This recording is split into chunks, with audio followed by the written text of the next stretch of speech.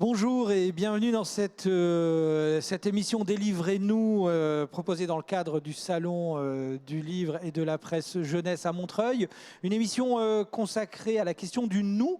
C'est 6 émissions au total où nous allons pouvoir échanger, débattre, confronter, mais aussi se rejoindre autour de cette question. Une émission, un thème, des autrices, illustrateurs, journalistes, romanciers et romancières viennent ici confronter leur regard. Le thème de cette émission aujourd'hui, quel regard avec un S portons-nous sur le féminin ? Libération de la parole des femmes grâce à MeToo, mais aussi au livre très important de Vanessa Spingora et Camille Kouchner. Refus du patriarcat, sororité, néo-féminisme, appropriation des corps féminins par les hommes. Autant de portes d'entrée que nous pousserons avec nos invités.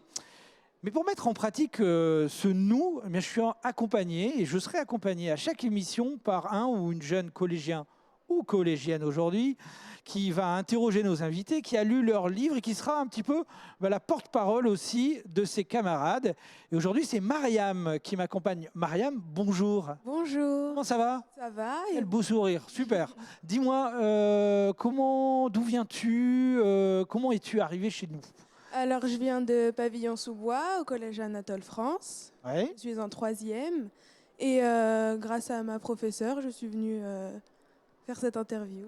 D'accord. Donc, tu as lu les livres de nos invités ? Oui. Est-ce que c'est une thématique qui te parle, toi, en tant que jeune fille, le regard sur le féminin ? Ah oui, ça me parle beaucoup, oui.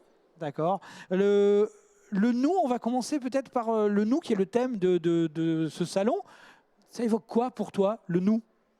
Pour moi, nous, c'est être ensemble. C'est Ouais. déjà beaucoup. Voilà. On va passer donc ces 40 minutes ensemble avec différents autrices et journalistes, avec Elsa Gambin. Elsa Gambin, bonjour. Bonjour Willy. Bienvenue. Le nous, vous êtes journaliste, le nous, ça évoque quoi pour vous rapidement ? Aujourd'hui, le nous, ce serait pour moi un nous inclusif. Je reprendrais le nous toutes qu'on connaît bien en tant que femme, mais je l'écrirais T-E-U-S-T-E-S. Et ça m'évoquerait, sans rentrer dans les détails parce qu'on n'a pas le temps, un nous combatif aussi, par rapport à ce qui nous attend, peut-être politiquement, j'en sais rien. En tout cas, ce serait deux nous, voilà, inclusif et combatif. Jovitek, vous êtes autrice. Ce nous, ça évoque quoi pour vous ? Ce nous, c'est déjà une place pour l'individu, une large place, que chacun trouve sa place, et le partage de ses places, voilà, et quel que soit son sexe, sa couleur de peau, sa religion, son origine, l'accueil, c'est très important pour moi dans le nous. Et je dirais aujourd'hui particulièrement l'écoute. Je trouve qu'il y a un nous à réinventer et ça passe par l'écoute pour moi, et l'accueil. Maria Poblete, vous le nous, vous êtes autrice aussi, le nous. Alors, pour moi, le nous, c'est vraiment le collectif. Hein. J'étais une enfant réfugiée politique qui a fui la dictature chilienne. Et le nous, c'est vraiment le collectif et c'est l'accueil. Hein. Je rebondis, c'est vraiment l'accueil et c'est ensemble qu'on va pouvoir avancer. C'est jamais tout seul. Alors, vous l'avez dit, Maria Poblete. Alors, j'aurais pu dire Pobleté aussi, parce qu'en espagnol, on peut dire les deux. Hein. Oui, on peut dire les deux. Vous êtes effectivement né au Chili, donc vous êtes parti avec votre famille à la suite du coup d'État de Pinochet. Vous avez fait des études de sociologie, éthologie et journalisme. Oui. Et vous êtes arrêté à journalisme, du coup. Je me suis arrêtée à journalisme. C'est une bonne idée. Poursuivi. Vous couvrez l'actualité latino-américaine dans la presse, pour la presse audiovisuelle, la presse écrite, les journaux. Pas mal de reportages en Amérique latine. Oui. Ouais, vous êtes spécialisé depuis 20 ans dans les sujets de société. Et vous publiez des ouvrages d'enquête, des essais et des romans jeunesse aussi. Et vous êtes là aujourd'hui avec nous pour nous présenter ce livre chez Actes Sud Junior, Nadia Mourad, Non à l'esclavage sexuel. C'est l'histoire de Nadia, qui est une yézidi irakienne, qui est devenue esclave sexuelle par la force des choses et par la force surtout de l'État islamique en août 2014, c'était hier. Exactement. Qui a été vendue comme un objet, elle devient une monnaie d'échange en fait, une espèce de troc entre combattants avant de s'échapper, de retrouver sa liberté et d'obtenir le prix Nobel de la paix pour son combat. Mariam, tu as lu ce livre. Oui. Et je crois que tu l'as aimé, mais ça, tu vas en parler avec Maria directement. Tu as une question à poser à Maria. Oui, pourquoi vouloir écrire sur le peuple yézidi? Alors, sur le peuple yézidi, donc c'est une communauté, une minuscule communauté dans le nord de l'Irak. Ce sont des gens qui ont subi des génocides, des discriminations incroyables depuis des siècles, des centaines d'années, et qui sont toujours poursuivis. Partout où ils vont, ils sont poursuivis. Merci. Et en particulier, du coup, sur Nadia Murad? Alors Nadia Murad, pour moi, elle est vraiment, c'est une figure très importante de cette communauté. C'était une jeune fille, elle avait 19 ans, elle vivait dans son petit village avec sa famille tranquillement. Et puis un jour, l'État islamique est arrivé, a emporté tous les hommes, la majorité ont été tués, et embarqué 150 femmes et jeunes filles de son village. Elle a été emmenée par l'État islamique, par Daesh, et ensuite esclave sexuelle pendant quelques temps. Alors pourquoi elle? Parce que c'était une jeune fille toute simple, qui avait une vie, qui voulait être tranquille sur la terre de ses ancêtres, et qui se retrouve esclave sexuelle. Puis, 6 ans après donc de tumultes, aventures, elle a fui, etc. 6 ans après sa capture par Daesh et prix Nobel de la paix. Donc c'est pour moi quelqu'un, bon là c'est vraiment dans cette collection. Parcours exceptionnel. Ouais. Un parcours exceptionnel et quelqu'un qui a dit non, parce que dans cette collection on dit non à ce qui nous révolte, et c'est vraiment quelqu'un qui porte ce combat-là qui est, enfin pour moi incroyable quoi. Une femme magnifique, très très lumineuse, très très courageuse. Merci. Est-ce que l'écriture du livre a été difficile pour vous? Alors l'écriture du livre, oui, comme à chaque fois dans cette collection, ce sont des personnages, des figures très fortes qui portent un combat très fort. Donc oui, c'est toujours, moi je m'identifie beaucoup à mes personnages. Je suis une romancière qui s'engage énormément. Bon, c'est lié à mon histoire personnelle aussi, hein, du combat, de la résistance dans mon pays. Et oui, j'ai eu du mal. J'ai eu du mal parce que je m'identifiais à cette gamine, et je souffrais presque avec elle. Donc il y a toujours un moment dans l'écriture où j'écris 3 lignes et je pleure 2 heures. Bon, après ça passe, hein. Mais c'est toujours, c'est toujours. Je vis l'écriture vraiment comme un combat. J'écris pas, c'est pas à la légère, c'est jamais à la légère. Oui, puis c'est compliqué d'être neutre sur un thème tel que celui-là. On peut pas. C'est impossible. Ouais. En tant que femme, c'est impossible. On ne peut pas ne pas s'identifier, ne pas souffrir, ne pas être en empathie avec des personnes, avec ce genre de personnages. Merci Maria. Jo Vitek, vous êtes là pour 2 livres. On va commencer par J'entendais pas derrière moi. Alors je vous présente quand même rapidement, hein, ce qui est la moindre des choses. Vous êtes né en pleine révolution. Hein, hein. Oui. Voilà. Vous avez fait des études d'art dramatique, alors vous avez enchaîné comme comédienne. J'adore votre parcours, c'est super. Parce que vous avez fait plein de choses. Lectrice, script docteur dans le cinéma, conteuse, lectrice, rédactrice. Vous n'avez pas été garagiste, non? C'est scénariste, multimédia. J'étais ouvrière, disque de jockey la nuit. J'étais vendeuse de chaussures, de jeans. Vous étiez DJ. Il a fallu gagner sa vie, oui. On dit DJ maintenant. Hein, Ouais, à l'époque. ça c'est bien, on a gagné les galons aussi dans le monde de la nuit. Quel genre de musique vous mixiez? Ce que je pouvais, oui. Je ne pensais pas que j'allais vous interroger là-dessus. Non, hein. non, on est dans les années 90, ça remonte. Non, mais oui, il a fallu. Je viens d'un milieu social pas privilégié du tout, et il y avait l'envie dès le départ de m'exprimer. La voix était complexe pour moi, où je vais m'exprimer. Voilà. Donc ça a commencé par le théâtre, et il y avait une petite blague, et c'est toujours le cas. C'est très compliqué de jouer. La plupart des comédiens aujourd'hui sont serveuses. Ouais. On oublie ça. Ce sont des métiers, quand on vient d'un milieu ouvrier, qui sont inaccessibles. Donc pour y parvenir, et en même temps aujourd'hui, je trouve que c'est une richesse inouïe d'avoir travaillé à l'usine comme au Festival de Cannes. On parle du nous, mais voilà un nous social tout à fait intéressant dans mon parcours, il me semble. Alors vous avez publié, vous avez en tout cas eu, vous publiez beaucoup de romans, vous avez eu une trentaine de prix francophones à peu près. Hein. Et votre cible, j'aime bien, ce sont les lecteurs entre 3 et 103 ans. Oui, j'ai encore diminué parce qu'il y a une Ah. petite collection dès la naissance maintenant. Je me disais que je perdais 3 ans là, donc Avec l'espérance de vie qui augmente, vous allez faire de 0 à 120. Hein, je me suis amusée à écrire pour les bébés dernièrement. Alors, Jovitech, on va commencer par J'ai 14 ans et ce n'est pas une bonne nouvelle. Oui. C'est l'histoire de Effie, je prononce bien Effie, hein, Oui, et filles. qui revient de la ville où elle étudie en fait durant l'année, puis elle revient dans son village. Elle a 14 ans et ses parents ont décidé de la marier de force. Effie refuse, elle s'échappe, elle échoue.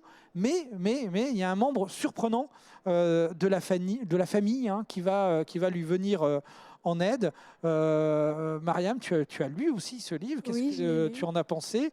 J'ai été très intéressée parce que je ne connaissais pas forcément les mariages forcés. Enfin, j'en avais entendu parler, mais je connaissais pas trop le sujet.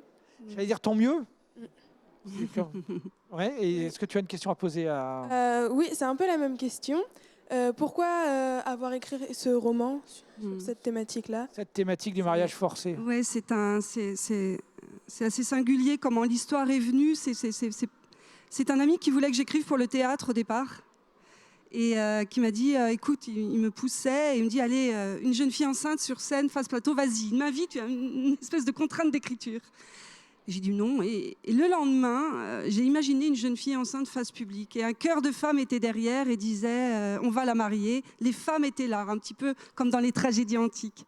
Et de cette jeune fille enceinte à ton âge, peut-être, j'en suis arrivée au mariage forcé. J'ai commencé à me documenter. Je me suis dit que ça ne serait pas une pièce de théâtre, décidément encore. Mais j'ai été horrifiée, en fait, par rapport aux chiffres. Et c'était cartographié par une association, je crois que c'était Plan International, qui avait cartographié le mariage dans le monde. Aujourd'hui, le mariage forcé de mineurs, c'est 14 millions de jeunes filles chaque année. C'est monumental. Chaque année, 14 millions. 14 millions dans le monde de jeunes filles. Et mineurs c'est 700 mariés. millions de femmes qui, aujourd'hui, ont été mariées de force et qui vivent sur notre planète. Voilà, c'était donc un cri en plein confinement. D'autant parce que nous étions confinés, je me suis dit, il y a une urgence à dire ça, quoi. C'est insupportable, nous avons tous. Et ça m'intéresse que tu ne connaissais pas ça, tu vois. Il y a dans le fait d'écrire pour la jeunesse une envie, évidemment, en tant qu'adulte, de transmettre des choses et des regards, de vous aiguiller vers votre propre documentation, votre propre chemin. Mais donc je me dis que ce livre peut-être t'aura permis d'aller vers ce sujet, de t'en emparer et de faire société pour que ça s'arrête. Enfin, il y a quelque chose d'insupportable. Et j'ai commencé cette histoire en me disant, puisque c'est partout, il m'est impossible et je ne voulais pas stigmatiser ni une région du monde, ni un milieu social, ni une religion, puisqu'il ne s'agit pas de ça. Et j'ai utilisé vraiment peut-être même la forme du conte pour dire il était une fois depuis toujours, en fait. Il était des milliers de fois, il était l'histoire des femmes. Et voilà, pour enlever ce petit côté...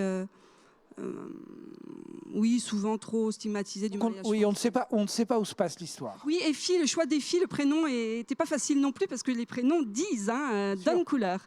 Donc, dans le roman, il y a des prénoms sud-américains, des prénoms de la famille. J'ai été chercher des prénoms africains, des prénoms indiens. J'ai mélangé. Oui. Alors, de ne pas stigmatiser, ça permet aussi de ne pas stigmatiser une religion, parce qu'en fait, on peut dire, mais peut-être on en parlera dans la deuxième partie de l'émission, c'est pas tant une question de religion que de tradition. C'est ça C'est une domination déjà, à partir du patriarcat, mais c'est une domination. Le monde est dirigé par les hommes. Hein, donc, et la femme, depuis la nuit des temps, est enfermée dans la maison et a une vie de ménagère. Voilà, donc on utilise... la femme est un cadeau, vous savez, un trésor qu'on offre et qu'on prépare et qu'on transmet de père en fils. Mais ça, c'est l'histoire des femmes quand même. Donc, et aujourd'hui, ce qui est fou, c'est qu'on est au XXIe siècle et que... On pourrait dire que, on peut se dire, quand on était encore avec des cottes de mailles, il y avait quelque chose peut-être de... Mais là, comment pouvons-nous parler d'autre chose d'ailleurs, j'ai envie de dire 700 millions, voilà, le chiffre, 700 millions. Nous devrions tous être engagés. Alors, les choses évoluent quand même, mais on voit aussi que les lois se font, mais ça ne veut pas dire que parce qu'il y a loi, elles sont respectées. Donc, c'est pas simple. Ça dépend aussi beaucoup de l'éducation, effectivement, des garçons, hein, et de l'éducation et de la place des femmes dans toutes les sociétés. C'est pourquoi l'école est importante dans le roman. Elle s'accroche à l'école. Elle s'accroche à l'école, hein, absolument. Absolument. Elle veut sortir de la maison. Je vous propose, même si géographiquement, on ne sait pas où on se situe dans votre livre, on va quand même se rapprocher, on va venir en France. Oui. Rappelons que les mariages forcés sont interdits en France. Rappelons-le. Oui, mais qui sont... J'entendais pas derrière moi. Là, on est dans les quartiers, à Paris. parisiens. Hein, On est même à dans les, Paris. plutôt dans les beaux quartiers. L'histoire de Dina, elle a 16 ans. Voilà, qui est une soirée, ça pourrait être toi, Mariam. Je pense que tu t'es reconnue aussi. Hein. Oui, beaucoup. Dina, donc, qui est une soirée, elle est en talons, elle doit rentrer chez elle. Donc, un retour qui pour un homme sera en fait une balade de santé. Quoi. Pour nous, c'est sympa, Paris la nuit. Mais pour une femme, c'est une autre histoire. Parce que c'est une série de tensions, l'obligation d'être sur ses gardes. Et quand la femme sort seule la nuit, bah, nous, les hommes, on a du mal à s'imaginer ce que vous vivez. Et ça, vous l'avez magnifiquement retranscrit. Je voulais un texte très court, comme un monologue intérieur de 15 minutes dans la vie d'une femme, d'une jeune fille, qui sort de soirée, qui rentre chez elle, dans une ville la nuit. C'est un thriller, voilà. Il y a dans nos têtes, dans la façon, on s'est construit tout avec ça.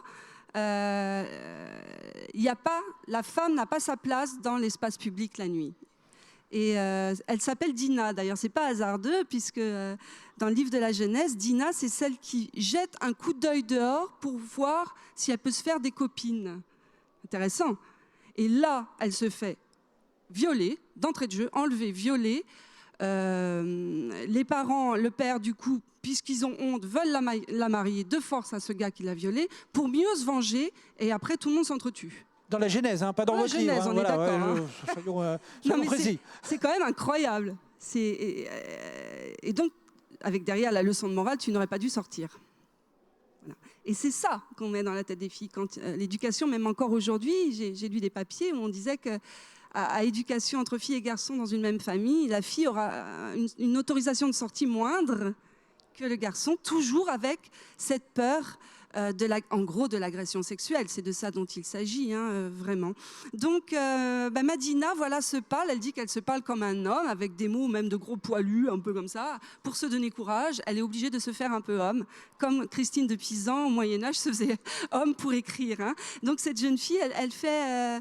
voilà, et elle s'interroge, mais pourquoi ai-je peur? Pourquoi et quel est le risque en réalité? Elle veut des chiffres, elle veut des probabilités, puisque la peur aussi du viol s'est construite pour les filles avec, vous savez, cette image du violeur qui est déjà un moche à triple foyer, qui va surgir de nulle part, être forcément violent, et voilà, c'est ça l'image du viol. Or, on sait bien qu'à 80%, c'est pas ça. Le viol se passe dans les familles ou avec des gens que les jeunes personnes connaissent. Et donc, cette image est fausse, et Dina va le dire tout le temps, mais est-ce qu'il y a vraiment, quel est ce risque? Je veux ma place la nuit en ville. Mariam. Oui, du coup, pourquoi s'être mise à la place d'une adolescente dans le roman? Alors moi, je me mets toujours... Alors, je me mets pas à la place... De fait, quand tu écris pour les adolescents, souvent nos personnages sont adolescents. Et c'est pas tout à fait se mettre à la place d'une adolescente, c'est redevenir une adolescente, retrouver ses 15 ans.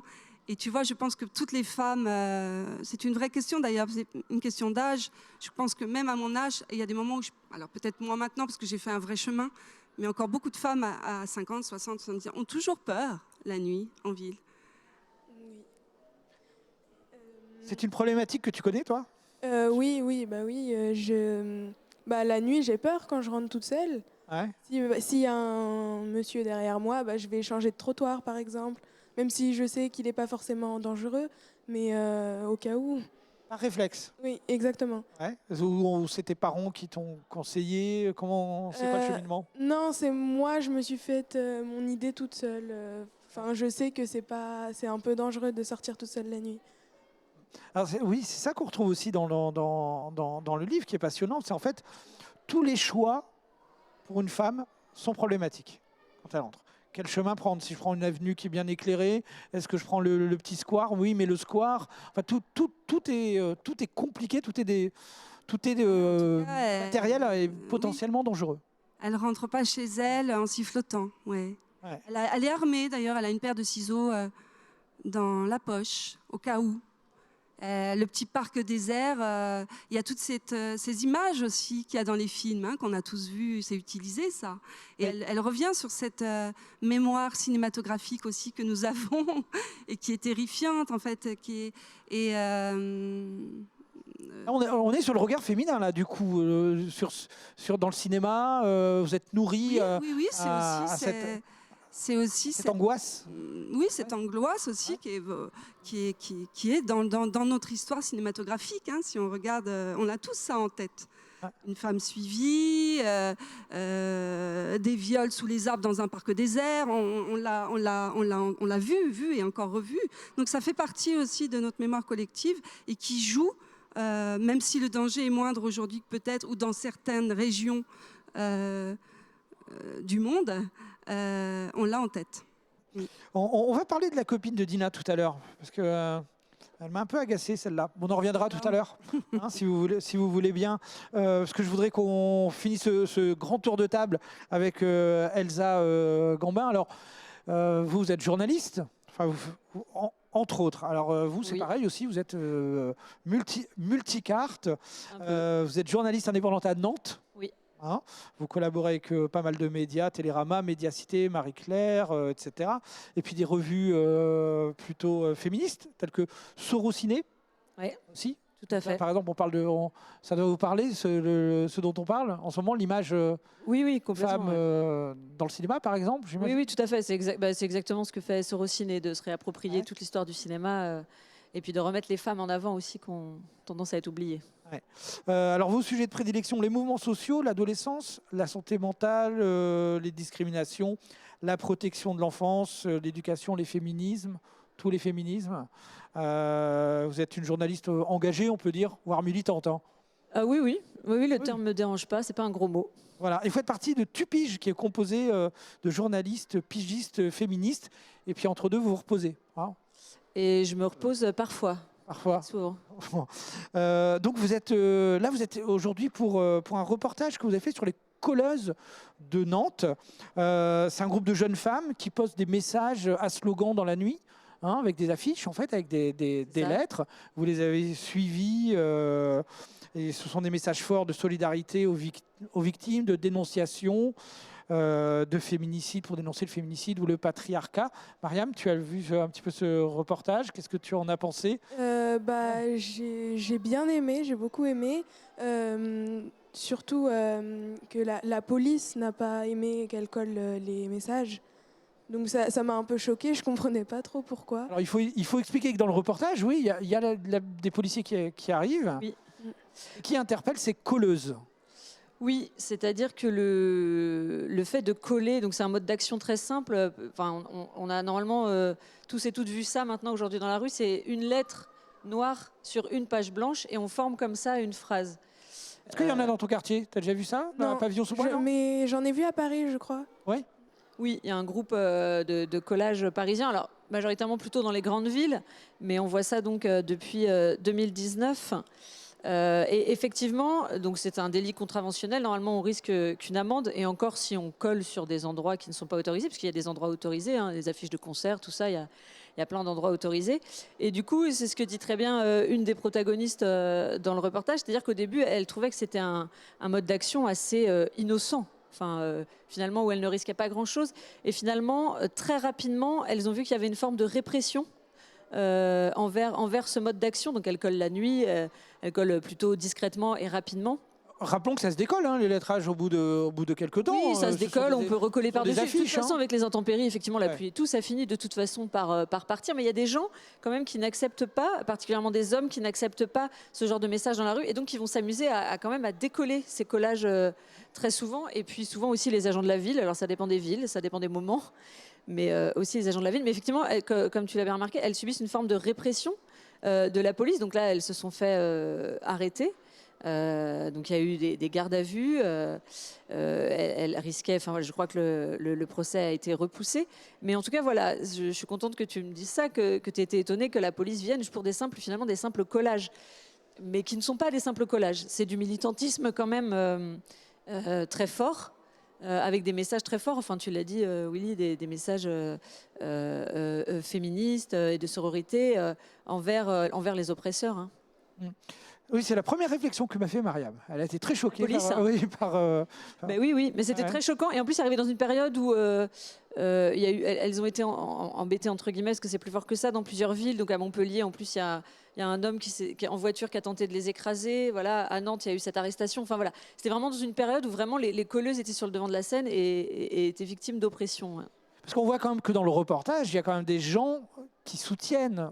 C'est pas quand on les voit coller, les réactions sont plutôt positives. Oui. Moi, j'ai Je- passé 2 soirées avec elle parce que j'avais fait un reportage avant pour un média entre guillemets adulte. Et puis après, je me suis dit il faut expliquer ça aux ados, d'où la proposition à Topo. Mais effectivement, sur ces 2 soirées, on croise plein de gens, hommes ou femmes d'ailleurs, qui disent c'est super, continuez, bravo. Elle croise aussi des gens qui vont les insulter. Mais globalement, je trouvais qu'il y avait majoritairement des gens qui soutenaient ce qu'elles étaient en train de faire, ce qu'elles étaient en train de faire. Ce qui est plutôt une bonne nouvelle. Oui. D'avoir du soutien quand on est soutenu comme ça dans la rue par les petits signes des encouragements. Ouais. Les choses changent, ça évolue. Oui, je pense. Et c'est surtout un message extrêmement visible.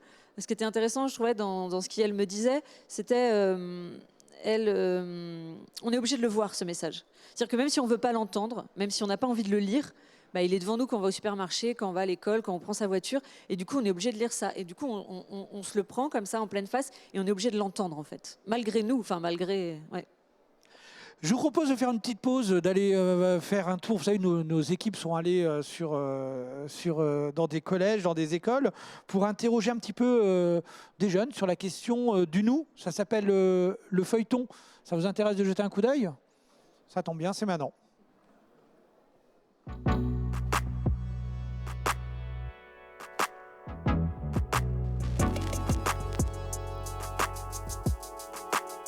Bonjour, je m'appelle Diane, j'ai 11 ans, je suis en 6e B. Quand je serai grand, je voudrais être ingénieur de robotique. Un pour tous, tous pour un, c'est une devise pour encourager les autres à s'entraider. Enfin, pour moi, c'est ça. Pour moi, il n'y a pas de différence. Enfin, il y a des différences garçons et filles, parce que c'est pas pareil. Mais sinon, il n'y a pas de différence entre de jugement. Il n'y a pas de différence de jugement, c'est pareil. Une femme peut aller travailler au McDo, c'est pas pour autant qu'un garçon ne peut pas aller travailler là-bas. C'est comme si un garçon peut travailler dans une entreprise, je ne vois pas pourquoi une femme ne peut pas travailler là-bas. Pour moi, nous, c'est nous tous, filles et garçons. Je trouve pas qu'il y a une différence, quoi. Et les gens qui disent ça, vraiment, soit ils réfléchissent avec leur crâne, ce qui m'étonnerait d'ailleurs, parce que je sais pas pourquoi, et ils disent ça, ou soit alors ils sont complètement à l'ouest. Voilà, c'est un feuilleton que nous allons retrouver à chaque émission. C'est bien d'avoir la température de ces gamins. Une petite réaction sur ce que vous avez entendu, Ah Maria ouais, j'adore, Poblete? ils sont complètement à l'ouest. C'est ça. Ils réfléchissent pas avec leur crâne. Quoi. Avec leur crâne, Ah oui. C'est incroyable. Jovitek, une petite réaction Il fait du bien, ce jeune garçon. Hein, Il est ouais. chouette. Oui, il m'a fait rire. Ils réfléchissent avec leur crâne. J'ai trouvé ça très, très drôle. Alors, on va continuer cette discussion peut-être un petit peu plus librement. Enfin, je ne sais pas si vous sortiez prisonnière. Non, ça va? Tout se passe bien pour vous, mesdames? D'accord. Je voulais juste, vous, Maria Poblete, vous poser une question parce que vous nous racontez dans Nadia Mourad, Non à l'esclavage sexuel, l'histoire de ces femmes yézidis qui sont vendues comme des esclaves. Alors, on se dit, l'Afghanistan, l'Irak sont des pays loin, ce sont des pays on peut considérer comme peut-être moyenâgeux. Mais en fait, l'esclavage sexuel, il est aussi aux portes de Paris, il est aussi chez nous. Il est ici. C'est une question. Ah oui, absolument. globale. Il y a des milliers de jeunes filles, d'adolescentes qui sont esclaves sexuelles ici. Enfin, je veux dire, à quelques centaines de mètres d'où nous sommes. Hein. Avec des gamines qu'on va récupérer, qu'on va chercher dans des pays, mais ou qui sont ici, et qu'on met sur les trottoirs. Il y il y a un trafic incroyable de jeunes femmes prostituées avec un système avec des maquerelles qui organisent tout ça et tout est et c'est ici. Enfin, je veux dire, il y a des avocates, il y a des procureurs, il y a des présidents de tribunaux qui travaillent sur ces questions et des associations. Et c'est vraiment l'esclavage sexuel, ce n'est pas que dans le nord de l'Irak ou en Afghanistan. C'est vraiment quelque chose de prégnant, de présent et absolument abominable et insupportable et très réel, très contemporain. Que fait la justice internationale là-dessus C'est compliqué. Parce que vous en parlez dans le livre. C'est très compliqué parce que la justice pénale internationale, elle peut intervenir. Elle est quand même limitée parce que chaque pays doit avoir signé des protocoles, des accords. Il y a quand même une note d'espoir, ça date d'hier. Un Irakien de l'État islamique a été condamné à perpétuité en Allemagne avec une reconnaissance de génocide parce que lui et sa femme allemande ont laissé, sa femme a fait mourir une petite fille, une fillette qui a été esclave, une petite fille de 5 ans. Et donc, ça vient d'être, il y a une condamnation qui date d'hier. Et pour moi, c'est extraordinaire. Enfin, c'est magnifique. Nadia Mourad elle-même, elle a réagi assez vite. Voilà. Donc, oui, on n'est pas encore au bout de nos peines, on n'est pas encore au bout de leurs peines, mais la justice commence quand même à avancer dans le bon sens. Est-ce que vous avez l'impression, je vous pose la question à toutes les quatre, parce que je t'inclus aussi, Mariam, parce que je voudrais avoir ton sentiment. Sur aujourd'hui, on a l'impression qu'il y a des choses qui bougent quand même depuis quelques années. Est-ce que vous avez l'impression que la cause des femmes commence à être entendue? Est-ce que on a l'impression, pour certains d'ailleurs, c'est même une hérésie. Je lisais ce matin qu'on parlait de patriarcat doux, par exemple, dans un journal national. Il y a des résistances, mais il y a quand même, c'est en train de bouger tout ça quand même. L'avenir de Mariam sera quand même plus souriant, on peut se dire. Oui, je pense que c'est en train de bouger, mais et c'est pour ça que je tiens à l'expression les féminismes, c'est-à-dire que notre féminisme à nous, là, aujourd'hui, les MeToo se sont faits quand même dans des pays occidentaux. Enfin, je veux dire, les avancées, elles ne sont pas les mêmes, ce que vient de dire Maria très bien. Les avancées du féminisme, elles ne sont pas les mêmes partout. Il y a quand même... Alors peut-être que nous, on avance, et encore doucement. Enfin, je veux dire, c'est pas un truc de fou non plus, hein, ce qui se passe avec les MeToo. Derrière, ça ne fait pas bouger. Les agresseurs sexuels continuent à être politiciens, romanciers, cinéastes. Enfin voilà, donc ça ne fait pas bouger les choses. Et ça les fait bouger un tout petit peu, mais parce qu'on a les moyens dans les pays occidentaux en tant que femmes de faire bouger les choses. Mais les féminismes sont différents d'un continent, d'un pays à l'autre, et ça avance pas du tout de la même manière. Donc je pense que ça, il faut vraiment l'avoir en tête, et parce que des fois on est un petit peu auto-centré sur notre féminisme occidental qui avance, certes, mais ça ne peut pas avancer de la même manière partout, et les revendications, entre guillemets, les demandes ne peuvent pas être les mêmes partout. On n'a pas les mêmes histoires, on n'a pas les mêmes vécus. Ça, je pense qu'il faut quand même le souligner. Jovitek ? Moi, je voudrais juste témoigner que c'est vrai que ça fait 11 ans que j'écris, je suis en littérature jeunesse, et j'ai vu la différence en allant en classe. Il y a encore 5 ans, 6 ans, quand je disais... c'était souvent un jeune garçon, d'ailleurs, qui me demandait sur un air un peu agressif « Mais vous êtes féministe ?» Il fallait refaire un peu de pédagogie pour expliquer ce que ça signifiait. Et enlever cette vieille arme ô combien... qui a marché longtemps. Les féministes sont des femmes qui n'aiment pas les hommes. Hein. C'était la vieille arme qu'on nous rebalance encore de temps à autre. Et donc, il y avait ça. Aujourd'hui, je vais en classe, tout le monde sait, peut dire, échange là-dessus, ont un point de vue là-dessus, et énormément de garçons disent, mais bien sûr, et c'est clair, et on y est. Et on y va, quoi. En tout cas, on y va. Donc ça, je l'ai vu. J'en suis témoin dans les classes, ici en France. C'est intéressant. Et puis pour travailler avec... j'ai une partie de mon travail qui est documentaire, donc j'aime bien aussi aller vers les gens et écouter les gens. et d'autres cultures. Dernièrement, j'ai discuté par exemple avec des jeunes garçons qui viennent de Guinée et de religion musulmane guinéenne qui sont maintenant ici. Et c'était très intéressant d'échanger avec eux sur la place de la femme en Guinée et leur point de vue à eux en tant que garçons. Et cet enfermement aussi de leur religion qui finalement sont des jeunes hommes modernes qui ne se reconnaissent plus dans ce patriarcat qui est dans leur religion aussi. Et ça, c'est intéressant. Donc je trouve qu'il y a pour moi de très jolies choses, plus que jolies, enfin nécessaires, vitales, qui sont en train de bouger, mais c'est pas gagné. Oui, il y a du boulot. Il y a du boulot. Mariam, est-ce que tu discutes de tout ça en classe, dans ton cadre proche, cadre familial, de ces questions-là, de la place de la femme, de la jeune femme? Alors en classe, oui, un peu. Et dans le cadre familial, oui, mais pas tant que ça finalement. Enfin, comment dire, en fait, je suis arrivée sur les réseaux quand j'avais, il y a 2 ans, et c'est là où je me suis rendu compte qu'il y avait vraiment des inégalités. Mais avant, je m'en rendais Réseaux sociaux. Oui, mais avant, je m'en rendais pas forcément compte quand j'étais plus petite. Donc après, je peux pas dire si ça change parce que je suis encore jeune. Sûr. Donc. Alors, autre question, est-ce que tu as envie que ça change? Ah bah oui, bien sûr. Vu la situation aujourd'hui, voilà. Ce que dit Marianne est intéressant par rapport au rôle des réseaux sociaux aussi. Ce qui se passe ici, ce qui se passe ailleurs est partagé et se voit. Donc ça change aussi l'engagement des jeunes femmes et des jeunes filles partout dans le monde quand ils ont accès, encore faut-il avoir accès à Internet et au réseau. Mais ça, c'est intéressant, il me semble. Je voudrais dire un mot sur la sororité.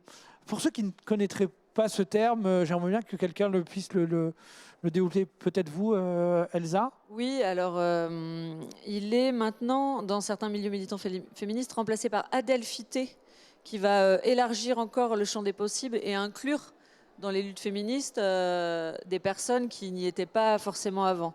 Donc des personnes queer, intersexes, transgenres, etc. Et du coup, on voit des fois ce mot qui est très militant, que tout le monde ne connaît pas, alors que sororité, effectivement, l'entraide, le soutien entre femmes est vraiment, pour moi, plus ancré je pense que le grand public, c'est un terme qui est très connu du grand public, le terme de sororité. Mais aujourd'hui... Pas forcément du grand public. Hein. Oui, je pense que c'est pour ça que je vous le demande. Ok. Oui, non, c'est vraiment... Sororité, ça vient de sœur. Enfin voilà, c'est vraiment l'idée de se soutenir et d'être toutes ensemble et d'être là les unes pour les autres. Et c'est pour ça qu'aujourd'hui, il est un petit peu élargi aussi à des luttes qui sont encore moins connues, on va dire, et encore vraiment très axées dans les milieux militants. Oui, dernière chose.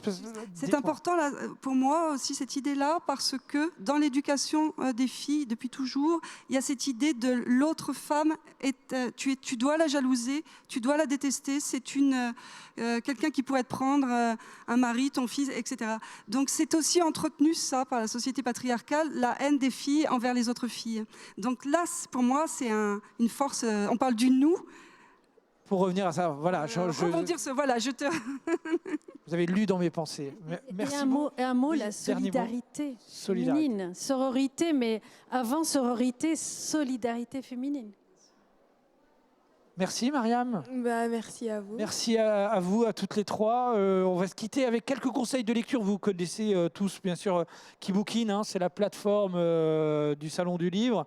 Si vous avez envie de continuer, je parle à la classe qui a accompagné Mariam, par exemple, de creuser un peu cette thématique du regard féminin. Alors, on vous conseille quelques livres. Il y a Corps de fille de Marie-Laine Fouquet aux éditions dont j'adore le nom, Talent haut. Missouri 1627, qui est un roman autour de la question de l'avortement aux États-Unis. On en discute en ce moment aussi du côté du Texas.